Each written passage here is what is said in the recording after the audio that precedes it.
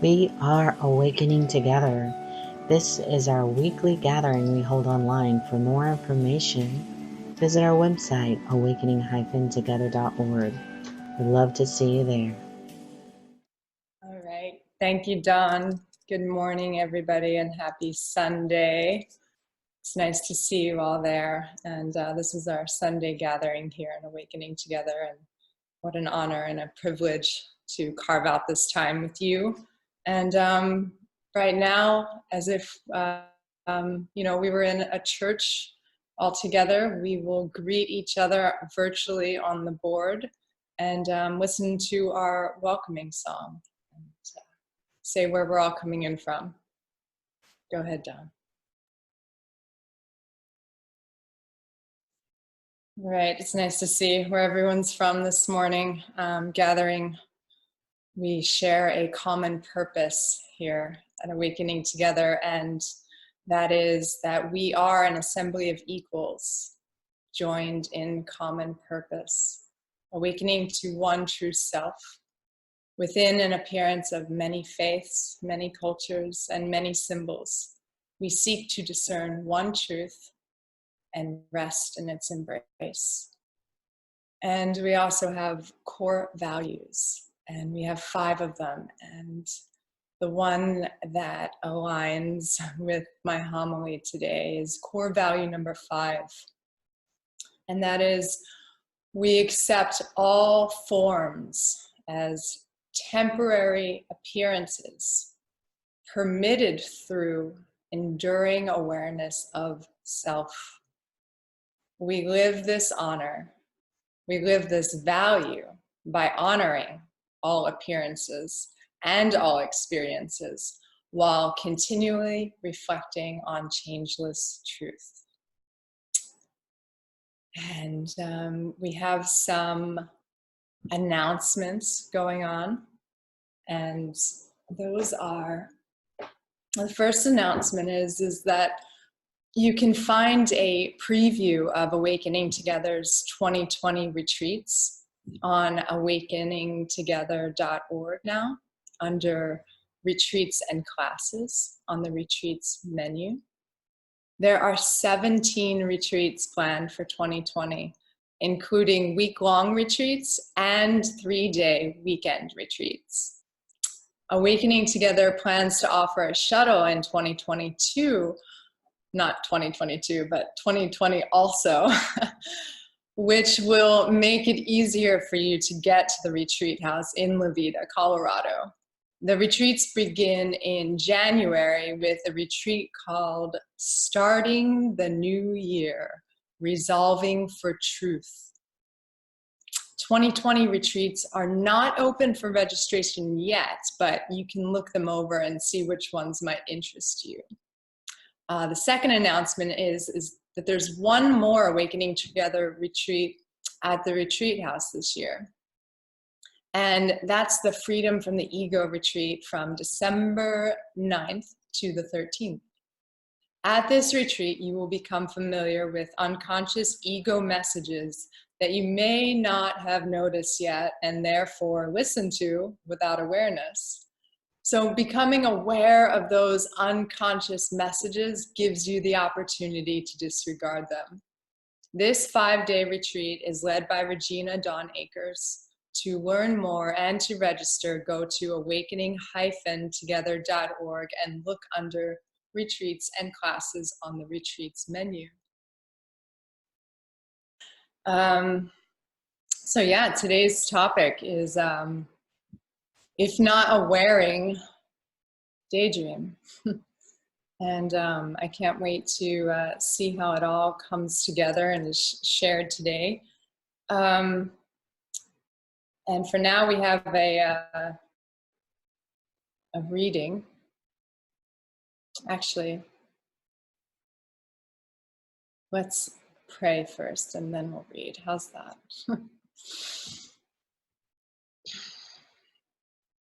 So, Father, I invoke and invite this time and space to be used for the purpose of a holy encounter. May wisdom from our one source be felt and heard and shared and used to elevate our minds, directing our experience from learning to insight. I ask to fill our cells from head to toes with appreciation and joy and wonder and curiosity and contemplation. Please inspire a lightness of being. I come to you this morning gathered with friends. May we all experience the fullest potential of the same unaffected self, leaving behind the temptation to compare and judge and resist. Remind us of our true north, even when the south presents itself. Father, I love the shifts of perception my mind experiences through direct path teachings and direct insights. So may you further us today on the journey beyond words that teach and beyond the concepts that we believe and beyond the limited scope of unreality. Thank you for this community and this fellowship of practice, and for using me today to serve as the vessel for our one true purpose, to know thyself as truth. Amen. All right, so now let me welcome my friend, my best companion, and my left arm here in life. Reverend Billy is going to be reading an abbreviated chapter from Journey Beyond Words by Brent Haskell, and it's titled One Problem, One Solution. So Billy, the mic is all yours. Thank you, Meg. Hi, everyone. Great prayer. Nice prayer. Awesome. One problem, one solution. I have come this day to further with you my discussion of A Course in Miracles. Today I will discuss with you two particular lessons, number 79 and number 80. And you may recall that what the lessons said. Let me recognize the problem so it can be solved. Lesson 79. Lesson 80 is, and let me recognize my problems have been solved. Lesson 80 is the one which contains the real essence of what you need to experience. Let me recognize my problems have been solved. In truth, you have no problems. In truth, any problems you may think you have now, you have had in what you call the past, or anticipate having in what you call the future, do not exist. Over this, you have no choice. You are free to be whatever you would be, and free to imagine whatever you would imagine. Indeed, you can imagine that you have problems. It is almost universal on this earth. But in truth, you don't, because you can't. Why can I say this? Lesson 79 said that all my problems are one. You have one problem. And it is the problem of separation. In whatever form you imagine that you have a problem, it is always, ultimately, a belief that you can be separate, that what is the same can be different. And because you think things can be separate, you also believe that there can be conflict. Try to imagine that you knew, even if only in your thinking, that what is the same is the same, then where could there be conflict? Try to imagine and to feel as you do so that whatever you might perceive as separate, as different from yourself, is, in fact, not separate or different at all, but is actually your capital self. Where could there be conflict? Indeed, there could not. All of your grievances are based on a belief that what is the same can be different. Even the word else implies separation, does it not?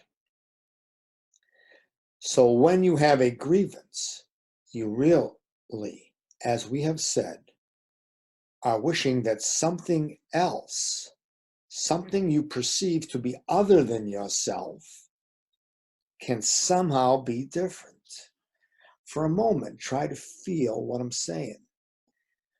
That somehow you knew that else was not a word that even applied to your experience. Imagine and feel for a moment that nothing could be different, that nothing could be outside yourself. And how could you imagine that you would want that which is you to somehow be different from that which is you?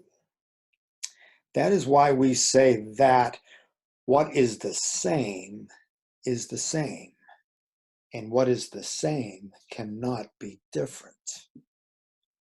So all of your problems are based on a belief in separation. And the answer to all your problems is something over which you have no choice. For all of it is creative energy of the universe, and all of it is one. There can seem to be variations in its expression, in the form that oneness takes, but ultimately it is all one, and you cannot change that. Do not be dismayed but rejoice, for there is nothing you can do that can ever separate you in your dreaming. You can dream of problems. You can dream of separation and isolation and differentness. But then, in your realization that dreams are only imaginings, when you awake, you will instantly know that it was not true, that it was just a dream.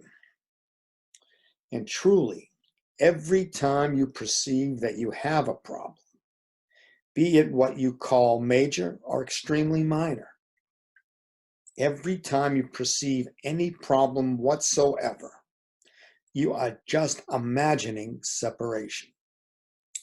This applies to every problem you can imagine, to enemies, to other countries who might destroy your country, to persons you call friend who might betray you, to the subtle things in your life, to the beliefs that you might not have enough money or food, to the minor things like a sigh of tiredness or a wisp of discouragement, to something as simple as stubbing your toe or nicking your finger, or having a few hairs from your head when you wash your hair.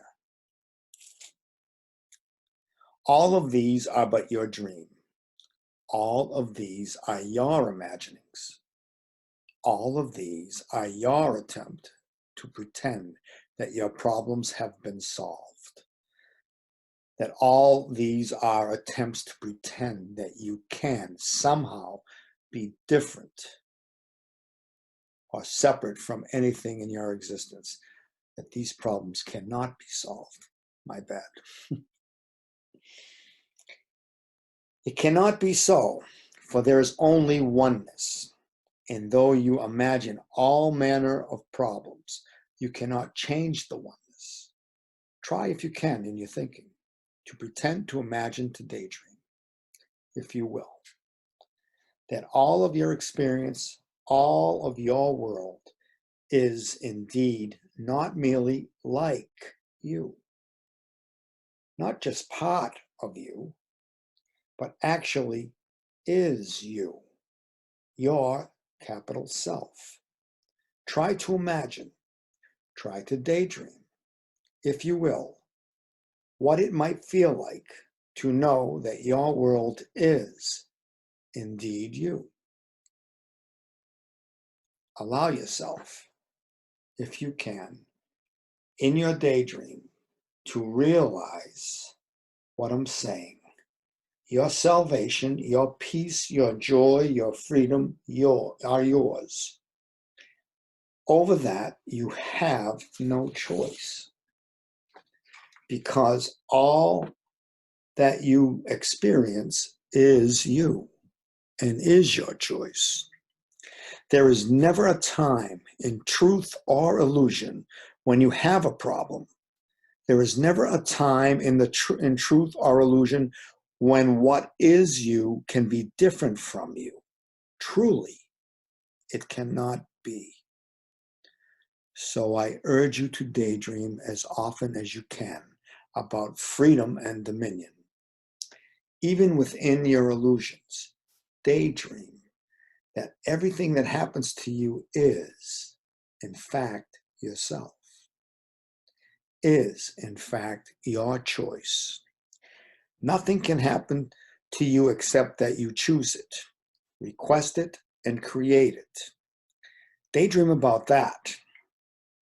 And if you can daydream within that dream, you're dreaming within your dream. May guide you back to reality. If you can dream within your dream of what your reality actually is, then you may open the door through which you can move back to that reality. When we say mind training, we are teaching you to use your thoughts within this world of thoughts. To revert back to the world of reality, you need to go beyond the notion that you are a separate being to the experience of oneness. In moving beyond those thoughts and concepts, you will realize the problem has been solved, that all of it was but a dream, which shall pass away in a moment, your moment of awakening. Truly, I tell you, it is as possible for you to wake up this moment and be totally free as it is for anyone whom you would imagine to be asleep in this world. You do get insights that come to you. They are little pieces of your awakening. Welcome them when they come. Do not fear them. Allow them to be and incorporate them in your life. It may seem difficult as a concept for me to say to you, all of your life is you. The approach we are taking is to say that, re-say it, re-speak it, and to re-emphasize it, so that beyond your thoughts, it will become experience. When that happens, you will awaken. Today's lesson can bring you closer to your awakening, so don't treat them as analytical thoughts. Don't treat them as something to be discussed. Don't treat them as something to be argued about, for all that is of the ego. Treat them as something you wish to experience, that you wish to have be within yourself. Try to feel what it means to have your world be yourself. Try to feel what it means to know that you have total dominion over your entire existence, be it illusion or be it truth. Try to feel it within the depth of your being, for there, past your thoughts, past your analyzing, past your fears, is the truth of who you are. And that truth is that what is the same is the same. And what is one cannot be separate. And what is, and can never be separate from any aspect of creation. Feel that within your being, daily, moment to moment, hour to hour. Let it flow within what you are. Not one tiny aspect of your experience, for you are of your own being. Everything is one. Everything is love. Everything is peace without conflict. And everything is joy. And all you can do to not experience that is to somehow vainly dream that it is not yours. Take heart and rejoice. For I tell you this dream, the dream of your illusions, that you can be separate, will pass away, and is passing away more rapidly than you can imagine. And soon you will become free to be. Blessings upon you all. That is all. Thank you, Meg, for asking me to read. Bye for now. Thanks for that reading. Thanks for the permission to daydream. Course in Miracles. Yeah. Whew. So today, awareing and daydreaming. There is a collection of inspired breadcrumbs that created a trail leading to this topic today, and I would love to share how it came about. And I'll tell you a little about each moment and hopefully bring everything together while I contemplate being aware of awareness, awareness being, that if thoughts are what come and go, awareness is the constant background upon which anything can come or go within it. It's the focusing mechanism within our consciousness that is giving attention to. So awareness, aware of itself, to be awareing. Thank you, Brian Tom O'Connor. I'll get to that. Feels to be the highest and most rapid practice in recognizing the self. So to be participating from the top down, so to speak. But also because the ego is still doing its mechanics, even as we're purifying our dream loops of false illusions, how this practice of daydreaming, of happy dreaming, of pretend dreaming, of alternative dreaming can not only mimic the feeling of being whole and complete by dreaming that everything is already mine, but then like harnessing that mental flexibility within the dream, having total dominion of imagination, and that it's always in our hands. So for example, I was preparing for my homily, and whenever I thought of it being Sunday or being tomorrow, like I felt nervous, as if the I tomorrow was different than the I right now. But just because I knew that, it alone didn't generate the relief or something that felt better. So I imagined that Sunday didn't exist. And then I imagined that 2 Sundays existed and that 2 Saturdays also existed, and there was just a Monday and a Wednesday.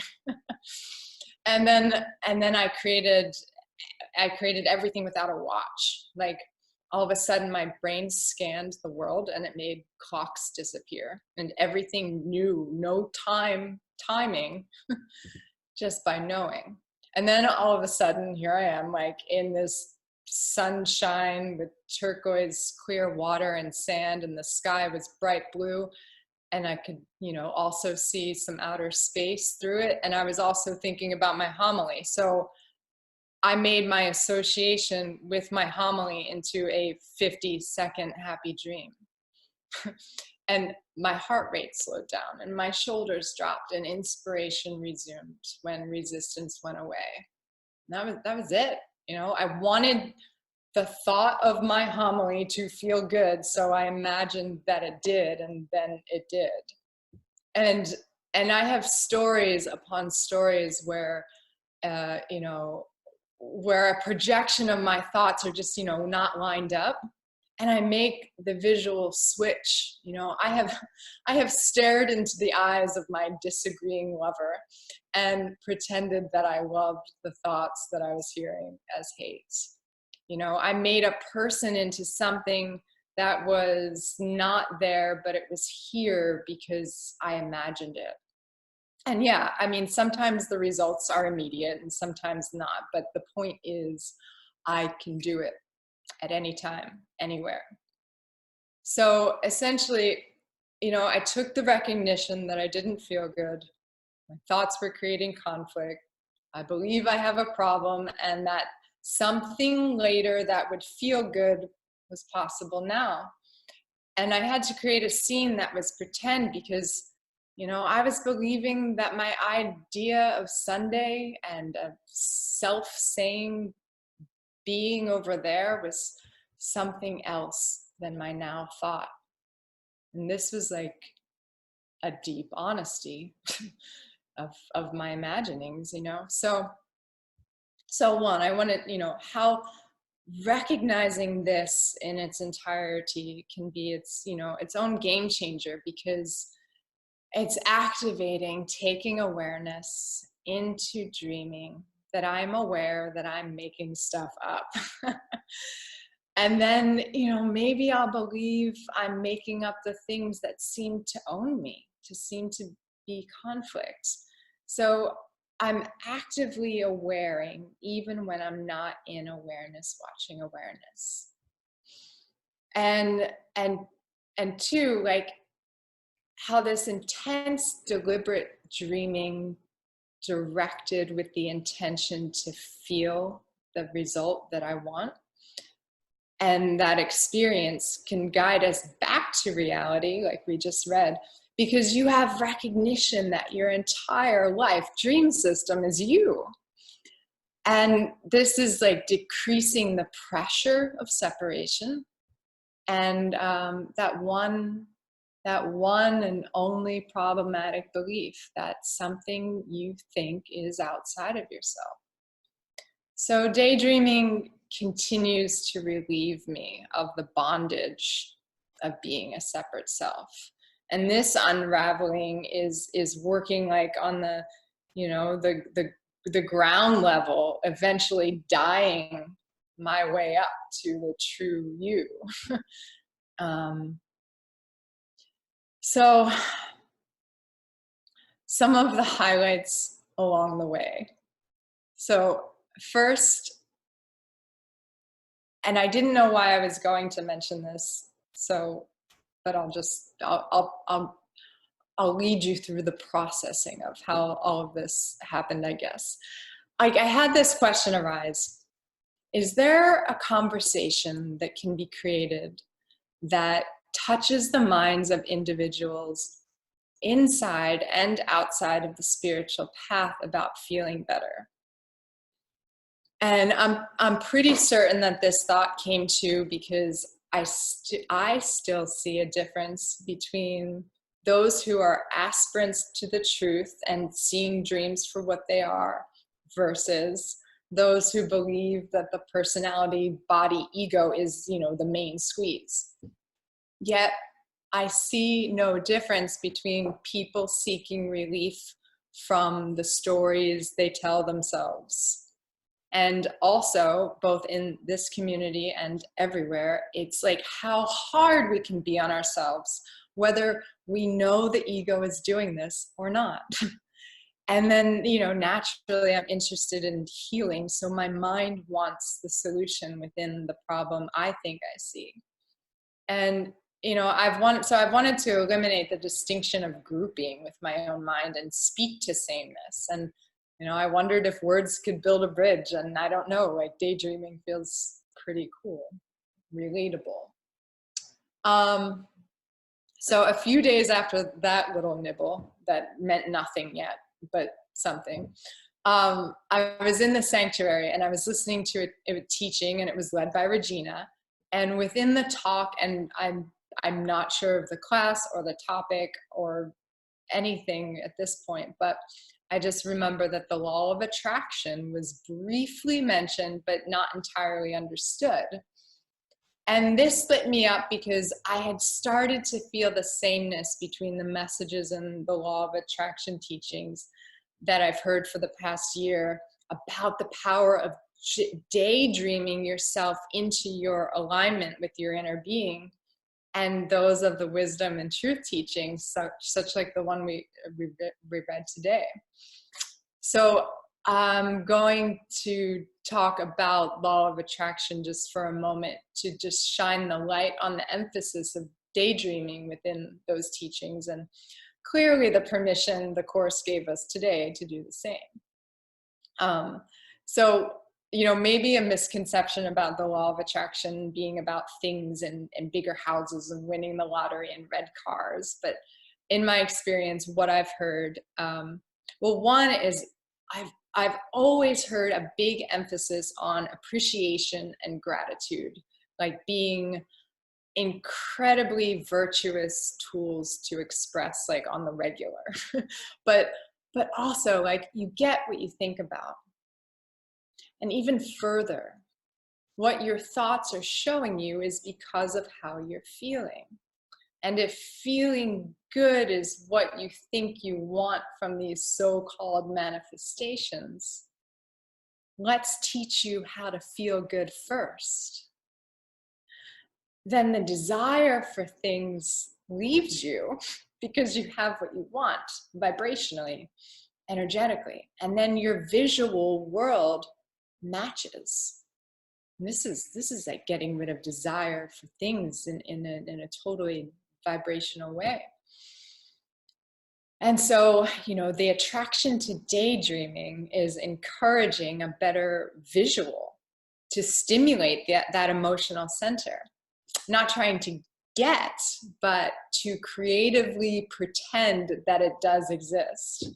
And fundamentally, so, you know, this really taught me how to not be afraid of my thinker. Because, man, like, you know, it's like I learned that the ego is the problem. And so I just, like, I hate it. And I'm generating these feelings of, like, bad and not good for me. So I'm learning how to take it easy on myself for having an ego, and to just use it, and to use it well.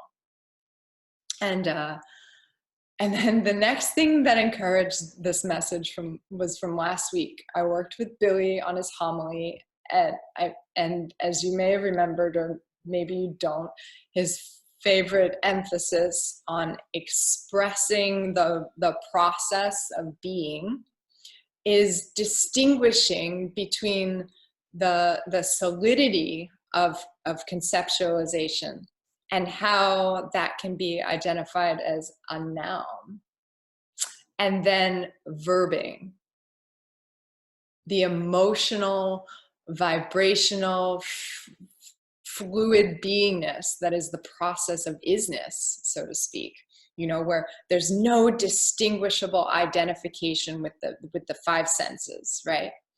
So taking my imagination from being a solid, dense body, hair, eyes, time, to verbing, a motion. It is a feeling, and it is a different sense.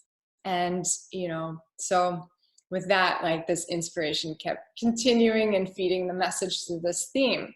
So then the last little tidbit was during the 2-hour introduction at the fall retreat being held in La Vita, and the keynote speaker being Brian Tom O'Connor, author of Awareness Games, which I have not picked up because I knew that I was going in this direction and I didn't want to hear what he knew. So I can't wait to read it. But he mentioned the essence of awareness, being aware of itself as awaring. And my body jolted and I smiled and I said, I love awaring. I love it. And so it, it created this beautiful, subtle shift of my awareness practice, into a deeper feeling, a constant depth, maybe an insight into the steady stream within me.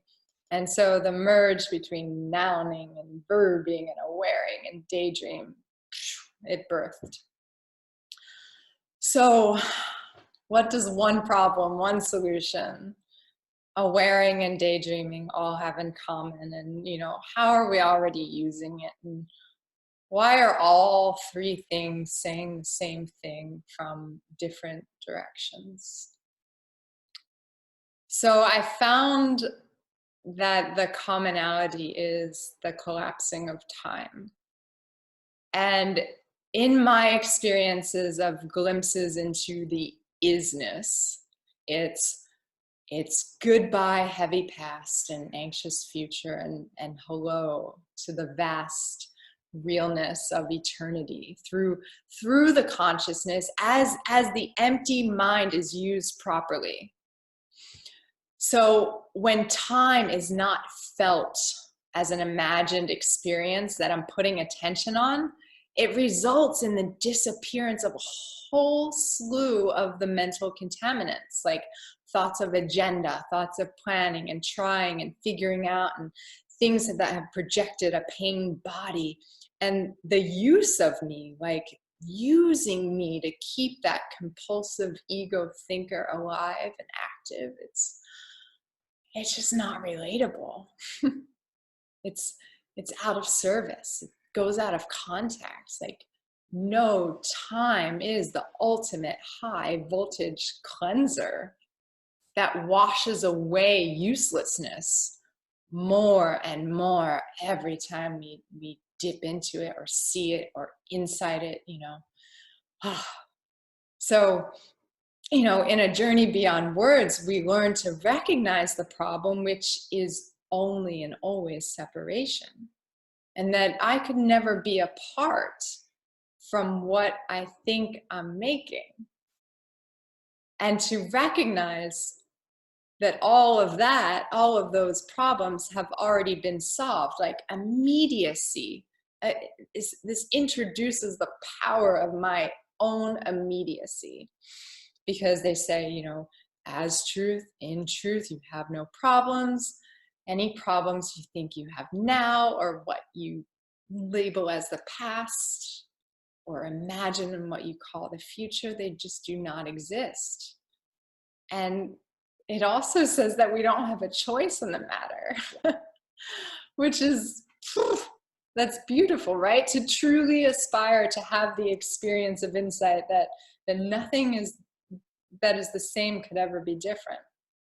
I'm promised that I won't see conflict if I recognize this.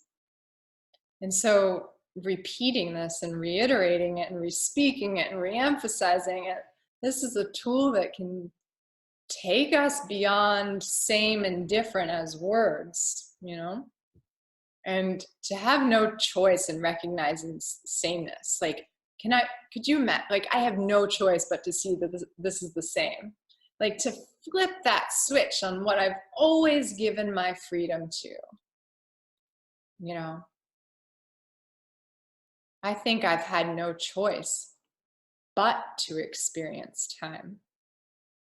So when this is reversed, something like magic starts to emanate. And so, I found that there's words and thinking and interpretations, right? And then there's no words and no thoughts and no interpretation. And in between the two, if you will, is a feeling center where the emotional control feels greater than the thought control. So I feel closer to reality than all of this mind training and the ability to know something is. So to really, really start to feel what is the same when I think I'm different is just more potent to then when I think I'm the same and when I think I'm different.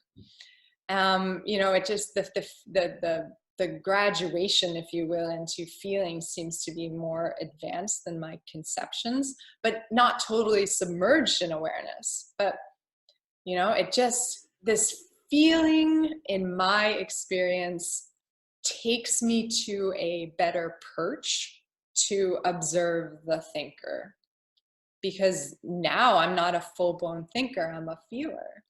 And this is an exercise to use my mind to get further from words and time, and to not be serious about the dream and closer to awareness. Like, I want to feel like, yes, duh, of course, there's no time. How could I have ever thought otherwise? So while awareing, time collapses from my attention. I'll just describe, what the power of awareing has. Time collapses from my attention. And then these patterns and beliefs in my mind, such as fear and worry and despair and anxiety and loss and insecurity, they dissipate. And all of the stories and problems I can imagine, coming from a prior imagining that I'm real and I can be threatened and I'm an identity that has the past. It tells me what happened. It tells me a future that's going to happen. When time is removed just ever so briefly, I learn and experience that I created myself. And that time doesn't exist in truth. No thing I imagine comes with me when I'm aware. And so awareness provides a true perception for my mind. Yeah, awareness provides me with, after the submergence ends, it provides me with a true perception from my mind that's not attached to past and future. So it doesn't contain these negative emotions. It doesn't create a self that can hurt. It's solved because it doesn't exist. And so collapsing time feels like relief. It feels like equanimity. It feels good without an opposite. It feels true. It feels like massive expansion. If love was just a pulse, it feels like the steady beat, And then so when not in that, daydreaming. And what daydreaming has is it has this imaginative essence, a fluid thought process that is somewhere between solid and concrete and vast and spaciousness. It's a technique that's available for anyone with a functioning mind. Total freedom and total permission to use it at any time, no matter what. Because, well, let me just say this. Anything that you do desire, or I desire, to be in this world or within, is to feel good, like to feel better. So when I am, let's say, looking at a health condition or that I may have or somebody else may be experiencing, that reality is so in your face that to pretend that it is different sounds bonkers, right? But from the point of view of oneness, my idea of illness is actually bonkers. So let's dream a little dream.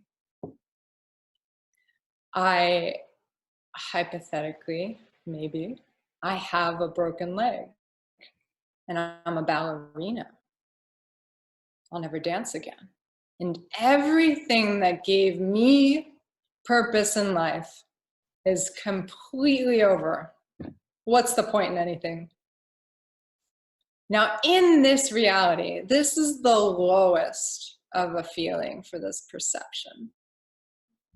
But if we even attempt daydreaming, so I'm already imagining that life is terrible, like to know that I'm imagining that is hard but possible. So you know, it could go something like this, even if I attempted to daydream. Like, I love dance. Okay, I love dance, but I'll never dance again. Okay, so that's a contradiction, and the point of the exercise is to not create a nightmare. So let's keep trying to pretend an alternative to my thinking. I love dance. I love the music that moved my body when I was on stage. Okay. Yeah, the music is such a way for me to feel another world, you know? Yeah, wow. Yeah, I always imagined choreographing something when I heard certain songs. I know that there is a better point of view that can take care of this body, even if I'm not dancing. There are so many things in the dance world that I love, and the mind starts to wander off into teaching little kids in a school how to dance, designing costumes, and all of a sudden, I am the same I in a world that has nothing to do with my broken leg. So, you know, even without necessarily dreaming about the reality of the absolute truth all the time, right? You know, my intense desire for liberation all the time has to be my only thought. Like, that's something to work up to. But daydreaming, just in general, increases ease and decreases expectations and contradicting thoughts, because it's imagination. It's playful, it's ridiculous, or it's taking responsibility into wonder. And it feels innocent and it feels free, and actually maybe even a little awkward because we haven't done it since we were little children. And I don't know about you guys, but I adopted some kind of baseline seriousness about life that I didn't always recognize was a choice, you know? And this, if anything, has helped me see that. Because listen, I know with all of my root causes, like, I see that I'm just the lowest of the low and bad in every situation. And when I see that too often, like, I'm generating that feeling. And so this is a purifying thing with my mind that helps me while I'm doing it that way. It's going in both directions in my dreamer world, so to speak. So, you know, it's with practice, it's like a productive escape from the density of problematic thoughts. You know, as I'm continuing to unfold the ego tricks, you know, and how that just is like, stay stuck and miserable. And this like weaves in and out and up to a surrender. You know, because I know, gosh, I know the pain and the pressure and the wanting what I think is good for me. And that total grip on an idea that just has this layered upon layered illusion that seems so far away from being able to witness those thoughts, that daydreaming has become such a relieving spiritual practice that doesn't even feel like it needs spirituality. You know, with or without truth teachings or mind training, like, we get what we think about whether we like it or not. So imagining and cultivating a muscle reflex that knows how good feeling good feels really great and powerful. Because, you know, what happens is the world shows you your feelings through your manifestations. So in turn, if you feel intentionally, you'll probably like what you see and what you get. And it just has nothing to do with the material, but it matches a reality closer to resembling truth. Because, I don't know about you, but when I am in a totally aligned awareness, I feel like a non-physical, vibrational rock star Godhead. And to bring that down to earth, what it really means is that time has become so shortened because my human happiness and the reality of pure joy are closer than ever. So when I'm in total submergence in one, I'm awareing, right? In it. But when I have the ability to use my mind clearly, I can dream of the one, the same, of no time, of whatever, a whole week that doesn't even exist by calendars, whatever. And then be aware that, in fact, that's a dream. And so when I think I'm different, separate, that I'm a slave to the past or future, I re-emphasize as much as possible. I cannot be different from what is the same. I cannot be different from what is the same. I am not different from the same. Mantraing myself into thinking, into visualizing, into the co-creative feeling of that which is true. So right now I'm dreaming. I am dreaming, I am in truth. So in the reality of oneness, but in this world of sameness, I'm awareing this dream. And in that awareing, I begin to feel that I'm dreaming. This is great. So while in this feeling of dreaming and peopling and realizing the dreamer of the dream isn't real, then I've just essentially become my awareing process. And while embracing that feeling, like milking that feeling, the vibration that is exposed, and it like thwarts us into the beyond, into beyond that I am, beyond the I, beyond God into the Godding, beyond what I tell myself in the mirror. Because now I'm awareing as oneness. So there's my dream for today. It's been a real honor and a blast to discover this message for the purpose of co-creating with all of you. I'm gonna wrap it up and play a song. In the meantime, Dawn will post a link on the board. And if you're listening on Radioland, we're member supported here at Awakening Together. So if you feel called to donate, you can go to awakening-together.org/donate and support us, if you will. Thank you for watching. This was our weekly gathering that we hold online. For more information, you can visit our website at awakening-together.org, or you can subscribe to our Awakening Together channel and click the bell for more notifications when we post our weekly gatherings. Thank you again for watching.